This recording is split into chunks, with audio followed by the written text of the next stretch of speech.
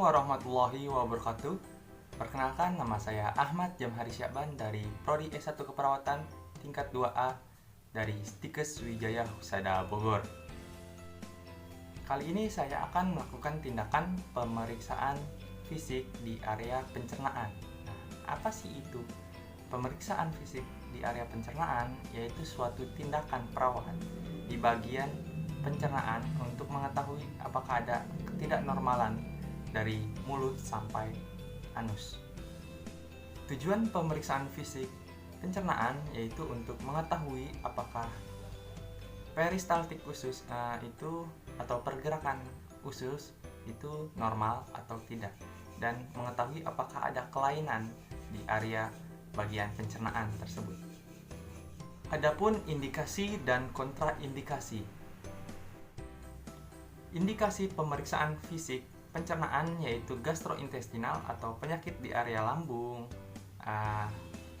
penyakit di area hati, adanya trauma berat di area abdomen, dan kontraindikasinya itu tidak ada.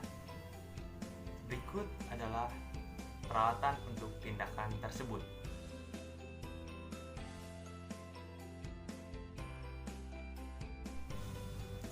Baik, saya akan melakukan tindakan tersebut.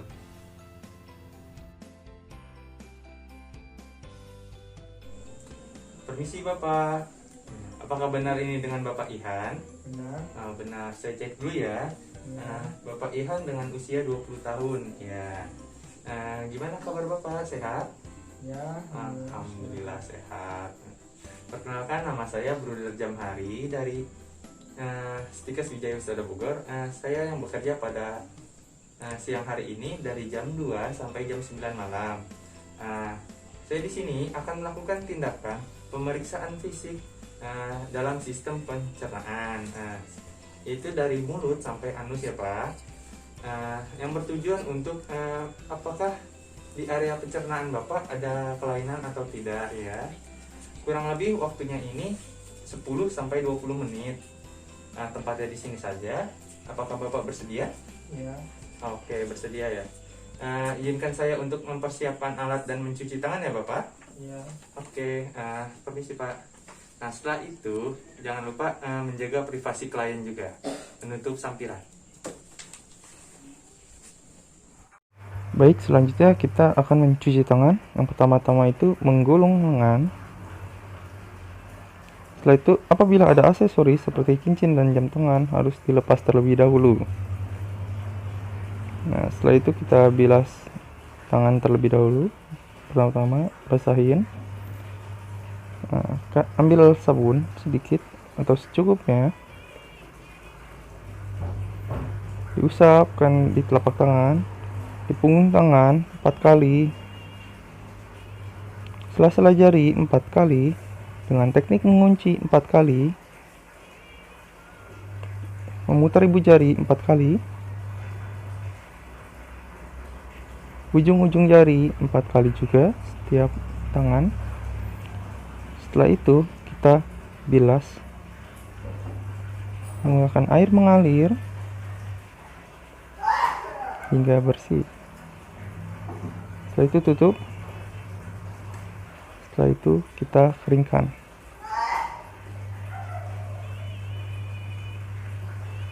Selesai.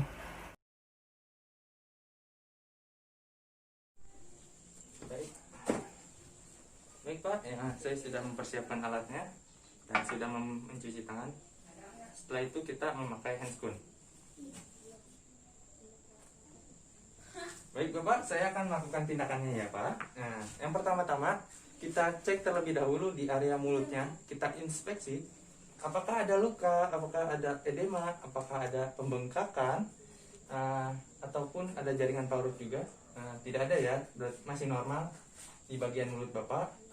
Setelah itu kita inspeksi di bagian dalam mulut Bapak. Maaf Bapak, bisa dibuka mulutnya. Nah, kita menggunakan center. Kita lihat di bagian dilihat bagian gusinya, bagian giginya, bagian lidahnya. Apakah ada yang normal atau tidak normal ya?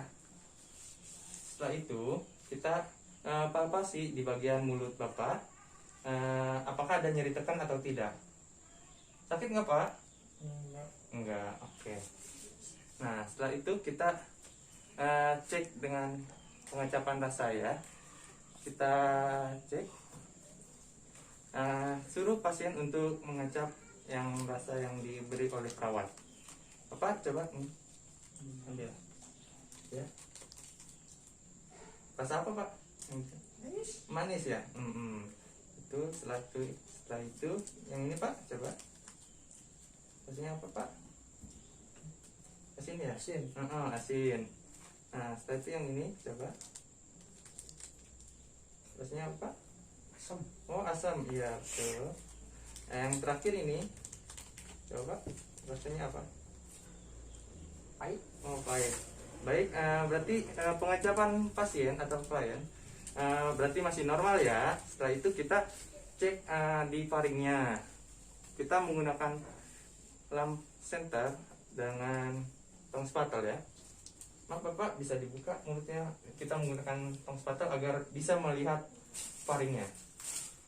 Kita lihat apakah ada pembengkakan atau tidak, apakah ada lesi atau tidak, apakah ada peradangan juga. Tidak ada ya, berarti masih normal. Setelah itu kita inspeksi lagi di lehernya itu. Maaf Bapak, bisa agak ke atas sedikit kepala. Nah, kita inspeksi di bagian lehernya, apakah simetris atau tidak, apakah ada pembengkakan atau edema, apakah ada jaring parut juga. Masih normal ya Pak. Warna kulitnya juga masih normal. Nah setelah itu kita palpasi di bagian lehernya. Kita palpasi, apakah ada nyeri tekan atau tidak Pak? Ada yang sakit nggak? Enggak. Setelah itu suruh pasien untuk menelan. Ada sakit nggak Pak? Coba telan. Sakit nggak Pak? Enggak. Berarti masih normal ya. Baik Bapak, selanjutnya tindakannya di bagian abdomen ya Pak. Bapak bisa buka baju sendiri apa saya bantu? Bantu. Oh mau bantu. Ya. Nah, oke, saya bantu ya. Iya. Sendiri aja. Oh sendiri aja. Ya udah. Benar.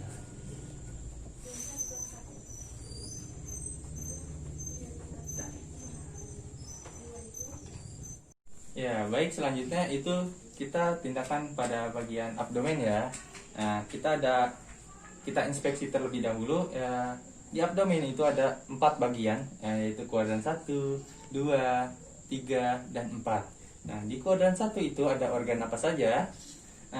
Di kuadran 1 ada hati dan ginjal. Di kuadran 2, ginjal, lambung, dan limfa. Kuadran 3 itu ada usus besar dan usus halus. Dan kuadran 4 itu usus besar dan usus halus. Nah, setelah itu kita inspeksi ya. Apakah ada jaringan parut, apakah ada edema, apakah ada pembengkakan, apakah ada massa ya. Nah, terlihat dari sini ya normal-normal saja ya. Baik, selanjutnya itu kita auskultasi di bagian abdomen. Nah, kita menggunakan stetoskop dan jam tangan di bagian kuadran tersebut. Kita hitung di bagian kuadran 1 itu 1 menit per 1 menit ya, untuk mendengar suaranya. Berurutan ya, dari 1, 2, 3, dan 4. Nah, nilai normalnya itu untuk suara peristaltik atau suara perut pasien itu 5-35 kali per menit. Nah, selanjutnya diperkusi pada bagian abdomen ya. Nah, kita perkusi dari kuadran 1, 2, 3, dan 4. Nah, suara normalnya itu timpani ya. Kalau tidak normal itu hipertimpani. Nah, setelah itu kita di bagian belakangnya, bagian belakang pasien, di bagian ginjal kita perkusi. Bapak bisa duduk sendiri atau saya bantu? Sendiri. Oh sendiri, baik. Baik, selanjutnya kita perkusi pada bagian ginjal pasien.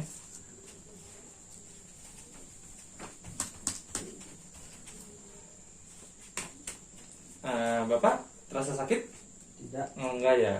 Berarti masih normal ya. Baik, Bapak bisa tiduran lagi. Ya, Oke, saya bantu apa sendiri? bantu. Bantu sini. Selanjutnya kita palpasi abdomen klien di kodan 1 dengan palpasi ada dua bagian, palpasi ringan dan palpasi dalam. Nah, palpasi ringan menggunakan satu tangan saja. Ada nyeri tekan, Pak? Nggak ada ya? Tidak. Nggak ada. Nah, ada pun palpasi dalam ya, menggunakan dua tangan. Setelah di kodan 1 menggunakan kakinya itu diangkat ya, dengan nama itu namanya dorsal recumbens. Bapak bisa tarik nafas? Sakit nggak, Pak? Enggak. Oh, nggak sakit ya, berarti normal. Setelah itu kita turunkan lagi kakinya. Nah, di kodan 2 kita palpasi lagi, palpasi dalam. Tarik nafas, Pak. Oh, Sakit, Pak? sakit. Sakit. Berarti lapar ya, Bapak ya? Berarti lapar, Pak. Nah, di bagian 3-nya itu kita coba tekan. Sakit, Pak? Enggak. Enggak. Nah, setelah itu kita dipalpasi di bagian kodan 4. Nah, kodan 4 itu ada namanya tempat titik McBurney. Di mana sih McBurney itu? Yaitu di antara umbilikus dan tulang pinggang. Nah, setelah itu kita tekan di bagian titik McBurney. Apakah ada nyeri tekan, Pak? Tidak. Enggak. Nah, kita coba menggunakan kakinya. Ada nyeri tekan, Pak? Tidak. Enggak. Oke. Tapi masih normal ya. Iya. Nah, selanjutnya kita palpasi bagian ginjalnya. Maaf, Bapak, tangannya bisa.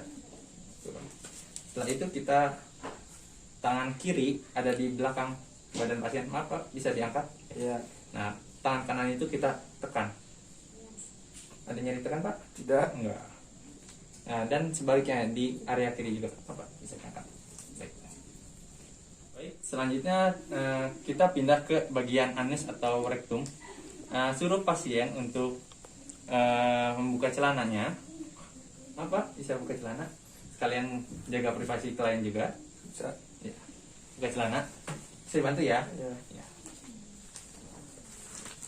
Nah, setelah itu kita suruh pasien untuk dorsal recumbens, posisi dorsal recumbens. Nah, setelah itu kita lihat atau inspeksi bagian anusnya, apakah kemerahan, apakah ada lesi, apakah ada edem. Nah, masih normal ya, Pak. Nah, setelah itu kita palpasi, apakah ada nyeri tekan atau tidak, apakah ada ambien atau tidak ya. Sakit nggak, Pak? Enggak. Enggak. Oke. Setelah itu kita pakaikan celana kembali dan posisikan pasien kembali dalam normal. Ya.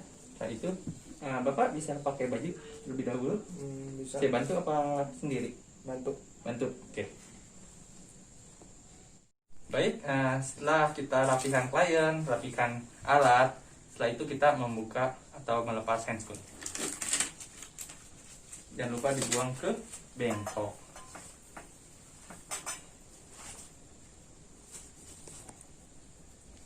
Baik Bapak, saya sudah melakukan tindakannya. Bagaimana perasaan Bapak setelah dilakukan tindakannya? Ya, Lebih tahu ya? Ya. Lebih tahu dan lebih nyaman juga ya Pak? Ya. Oke, ada keluhan lagi atau ada yang bisa dibantu? Tidak ada. Enggak ada.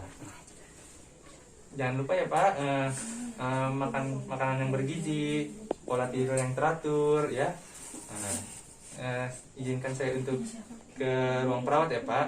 Jika Bapak ada perlu lagi, Bapak bisa pencet tombol di samping Bapak atau memanggil saya di ruang perawat. Permisi Bapak. Ya. Iya. Baik, selanjutnya kita akan mencuci tangan. Yang pertama-tama itu menggulung lengan.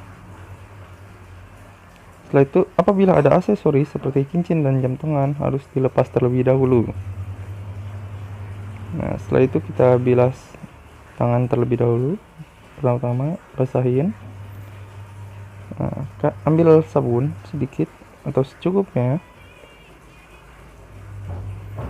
Diusapkan di telapak tangan, di punggung tangan 4 kali, sela-sela jari 4 kali, Dengan teknik mengunci 4 kali, memutar ibu jari 4 kali, ujung-ujung jari 4 kali juga setiap tangan. Setelah itu kita bilas menggunakan air mengalir hingga bersih. Setelah itu tutup. Setelah itu kita keringkan.